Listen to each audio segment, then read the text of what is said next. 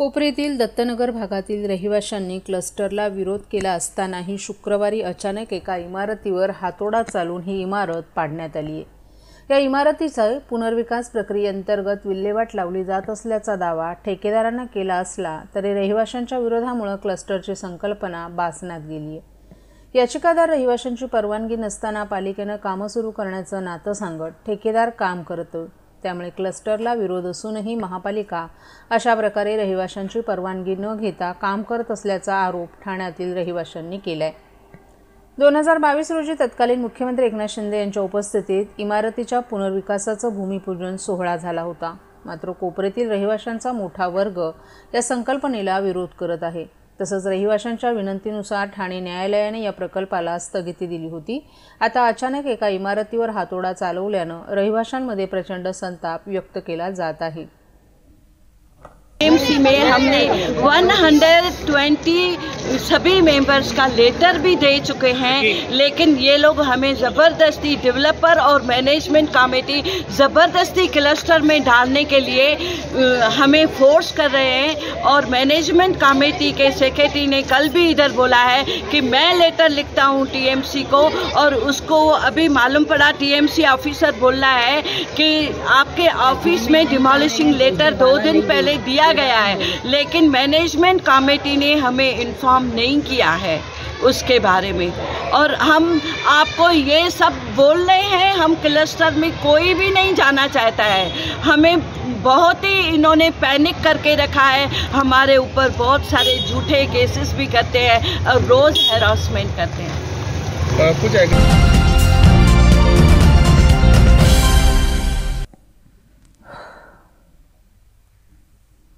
विधानसभा निवडणुकीचा निकाल लागला असून 20 दिवस उलटल्यानंतरही महायुती सरकारच्या मंत्रिमंडळ विस्ताराला मुहूर्त मिळत नसल्याचं चित्र होतं। अखेर महायुतीच्या नेत्यांची दिल्लीवारी, त्यानंतर बैठकांचं सत्र झाल्यानंतर आता मंत्रिमंडळाचा विस्तार नागपूरमध्ये होणार आहे। रविवारी 15 डिसेंबर रोजी महायुती सरकारचा मंत्रिमंडळ विस्तार होणार आहे। मुख्यमंत्री पद सोडल्यानंतर महत्त्वाच्या खात्यांची मागणी करणारे उपमुख्यमंत्री एकनाथ शिंदे यांच्याकडून आपल्या संभाव्य मंत्र्यांची यादी मुख्यमंत्री देवेंद्र फडणवीस यांच्याकडे सोपवण्यात आल्याची माहिती आहे। एकनाथ शिंदे यांनी जुन्या चेहऱ्यांऐवजी नव्या चेहऱ्यांना संधी दिली असल्याची माहिती सूत्रांनी दिली आहे। राज्यात महायुतीला स्पष्ट आणि प्रचंड बहुमत मिळालं। त्यानंतर निकालाच्या जवळपास 13 दिवसांनी 5 डिसेंबर रोजी मंत्रिमंडळाचा शपथविधी झाला होता। मात्र मंत्रिमंडळाचा विस्तार रखडला होता। आता उद्या रविवारी 15 डिसेंबर रोजी हा मंत्रिमंडळ विस्तार होणार आहे। महायुती सरकारच्या मंत्रिमंडळात एकनाथ शिंदे यांनी आपल्या शिलेदारांची नावं निश्चित केली आहेत। राज्य मंत्रिमंडळ विस्तारात शिवसेनेकडून सर्वाधिक नव्या चेहऱ्यांना पसंती देण्यात आल्याची माहिती देण्यात आली आहे। शिवसेनेच्या यादीत अनेक ज्येष्ठ माजी मंत्र्यांना नारळ देण्यात आलाय। महायुतीत भाजपचे आमदार सर्वाधिक असल्यानं त्यांच्या वाटेला अधिक खाती येणार आहेत।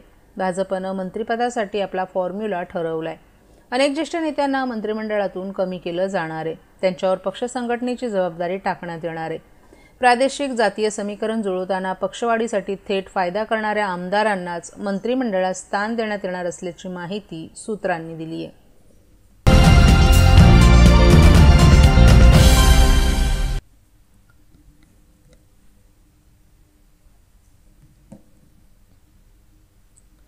शहराची लोकसंख्या दिवसेंदिवस वाढत असताना त्यांच्या संपत्तीची काळजी घेणाऱ्या ठाणे अग्निशमन दलाच्या वाहनांची अवस्था मात्र दयनीय झाली आहे। एखादी दुर्घटना घडल्यास ही वाहनं घटनास्थळी कशी पोहोचणार असा प्रश्न ठाणेकरांना पडलाय। ठाणे अग्निशमन दलाची 9 अग्निशमन केंद्र असून 7 केंद्रांवर सुमारे 18 ते 20 वाहनं आहेत। या वाहनांच्या खांद्यांवर अग्निशमन दलाचा डोलारा आहे। या वाहनांपैकी अनेक वाहनं 15 वर्षांहून जास्त जुनी आहेत। त्यापैकी जवाहरबाग अग्निशमन केंद्रात अग्निशमन दलाचा एक बंब उभा असून त्याचे अनेक भाग गंजलेत। तरीही जेव्हा जेव्हा आगीची घटना घडते तेव्हा तेव्हा हे वाहन कर्तव्यावर पाठवलं जातं। अशा वेळी रस्त्यावरच दुर्घटना होण्याची भीती अग्निशमन दलातील जवानांनी व्यक्त केली आहे। गेले अनेक महिने हे वाहन रस्त्यावर उभा आहे। त्याकडे येणाऱ्या जाणाऱ्या ठाणेकरांचं लक्ष जात असून त्या वाहनाच्या कार्यक्षमतेवर प्रश्नचिन्ह उपस्थित करताना दिसून येतात। याबाबत अग्निशमन दलाचे प्रमुख गिरीश झळके यांच्याशी संपर्क साधला असता जी वाहनं 15 वर्षांपेक्षा जास्त वयोमानाची आहेत ती वाहनं टप्प्याटप्प्यानं अग्निशमन दलातून बाद करण्याची प्रक्रिया सुरू करण्यात आल्याचं त्यांनी सांगितलं। जवाहर बाग येथील बंब देखील काही महिन्यात बाद करण्यात येईल असंही त्यांनी स्पष्ट केले.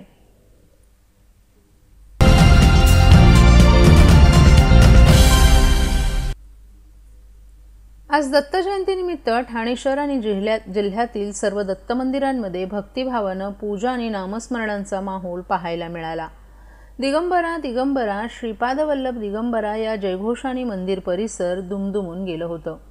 ठाणे शहरातील हरिनिवास सर्कल येथील विठ्ठल सायंनाथ दत्त मंदिरात भाविक भक्तांची मोठी गर्दी दिसून आली.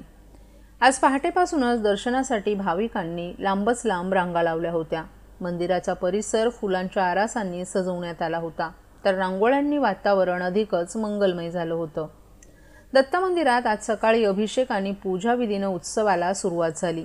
यानंतर भजन आणि कीर्तनाच्या माध्यमातून भक्तांनी गुरुदत्तांच्या चरणी आपली श्रद्धा व्यक्त केली. काही ठिकाणी महाप्रसाद भंडाऱ्याचंही आयोजन करण्यात आलं होतं. शहरातील प्रमुख दत्त मंदिरांसह छोट्या छोट्या मंदिरांमध्येही भक्तांनी दर्शन घेतलं. दत्त जयंतीच्या निमित्तानं अनेकांनी दत्तचरित्राचं पठण केलं, तर काहींनी दत्तनामाचाही जप केला. दत्त जयंतीच्या निमित्तानं ठाण्यातील भक्तिमय वातावरणानं शहराचं तेज अधिकच उजळलं. गुरुदत्ताच्या चरणी समर्पित होण्यासाठी ठिकठिकाणाहून भाविक दाखल झाले. यामुळे उत्सव मोठ्या आनंदाने आणि भक्तिभावानं साजरा करण्यात आला.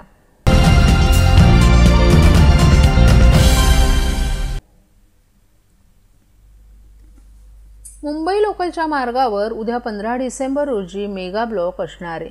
त्यामुळे अनेक लोकल फेऱ्या रद्द होणार आहेत, तर काही लोकल गाड्या उशिराने धावणार आहेत. विद्याविहार ते ठाणे आणि पनवेल ते वाशी दरम्यान रविवारी मध्य रेल्वेनं मेगा ब्लॉक घोषित केलाय. बोरिवली ते गोरेगाव दरम्यान रुळांची दुरुस्तीसाठी पश्चिम रेल्वेनं हा ब्लॉक घोषित केलाय. या मेगा ब्लॉक दरम्यान रुळांसह सिग्नल यंत्रणेच्या देखभाल, दुरुस्ती आणि तांत्रिक अडचणी दूर करण्याचं काम करण्यात येणार आहे. या कामामुळे लोकल मार्गावरील काही फेऱ्याही रद्द करण्यात येणार असून काही उशिरा धावणार आहेत. मध्य रेल्वे मुख्य मार्गांवर रुळांसह सिग्नल यंत्रणेच्या देखभाल, दुरुस्तीसाठी विद्याविहार ते ठाणे 5वा आणि 6वा मार्ग सकाळी 8 ते दुपारी 12:30 पर्यंत मेगा ब्लॉक असणार आहे. यामुळे मेल एक्सप्रेस जलद मार्गावर वळवण्यात येणार आहेत, तर काही जलद लोकल फेऱ्या रद्द करण्यात येणार आहेत.